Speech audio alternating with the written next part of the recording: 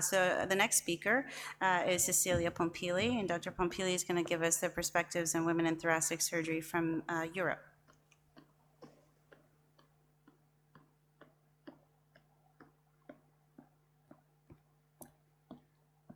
So thank you so much, and I will try to give you an overview of the European perspective, which is not easy, like Paula highlighted before in the South America, because we've got different countries with different systems. So it will be better to understand with a new networking in Europe through women in thoracic surgery, to better understand the role of women in thoracic surgery across the countries. So I will focus more on the countries where I've been working and trained, and also those countries where the position, the role of the female surgeon have been highlighted as well. So, of course, UK is one of the countries where the role definition of women in medicine in general and women in the surgical specialties has been already highlighted and published.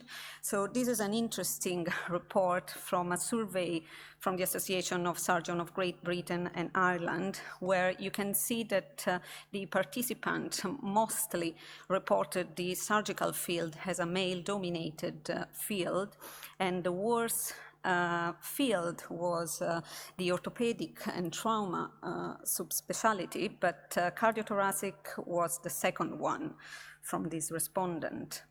And of course, one of the major concerns was that the incongruity to share the motherhood or the family planning with the hard work in the thoracic or in general of the surgical field.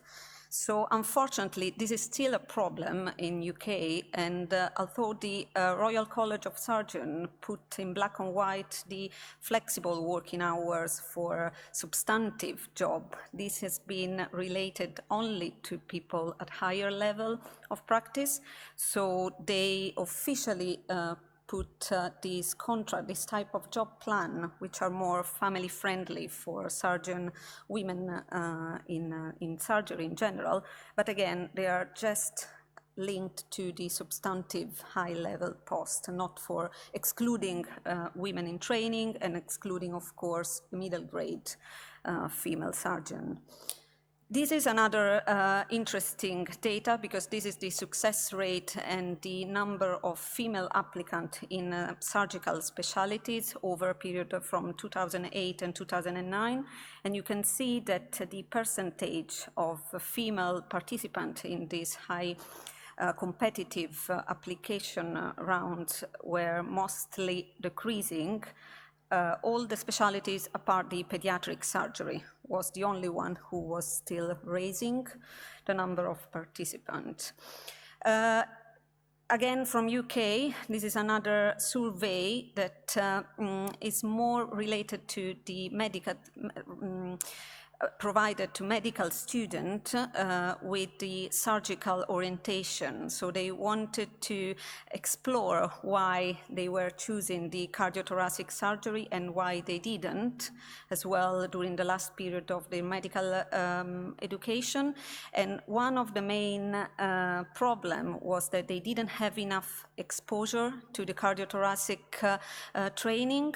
So that was very interesting, because almost 70% of these medical students reported that they didn't go to the OR, cardiothoracic OR, for more than one time in during their entire medical school. So the promotion of the female role was, of course, the second important point highlighted, again, at the level of medical student in UK, surgical-orientated medical student. This is true also at consultant level, so higher level, where you can see here that from 1999 to 2014, of course, foreign surgeon increase in UK to come, up to the Brexit, of course.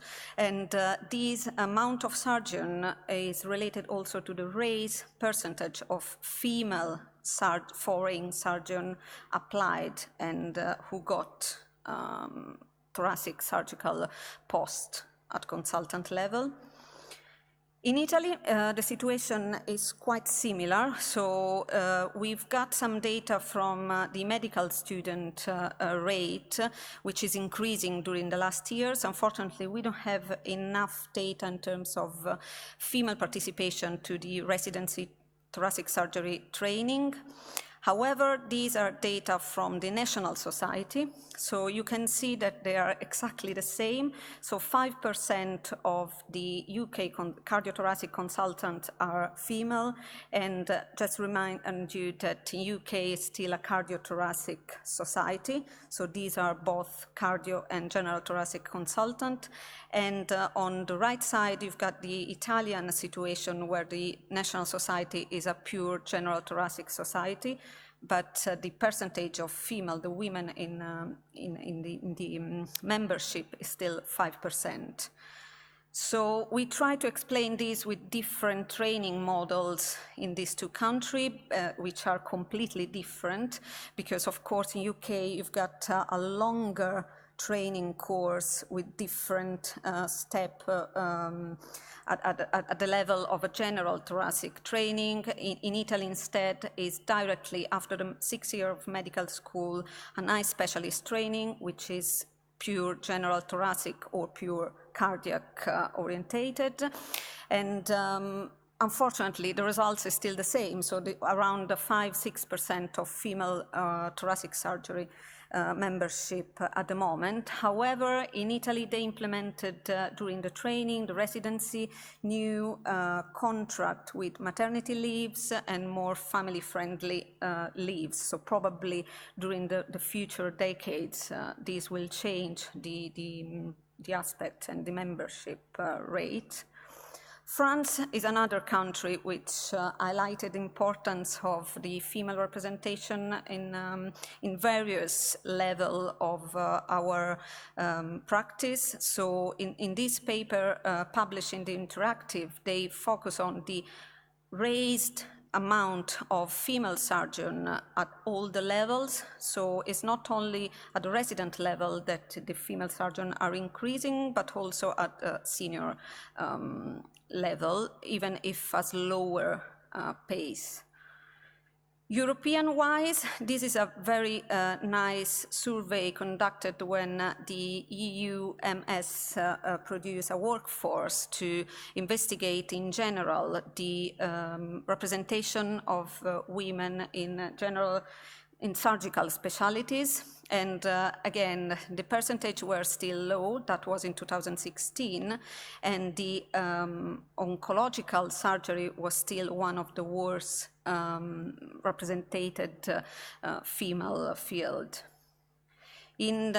Also in this survey, they try to investigate the level of the training representation of the female surgeon, and most of the respondents say that the trainee were still mainly male, although in the medical school is a general accepted that the percentage of female students are raised. Regarding ESTS, this is the situation today. So the women in total of the membership, it's 17%.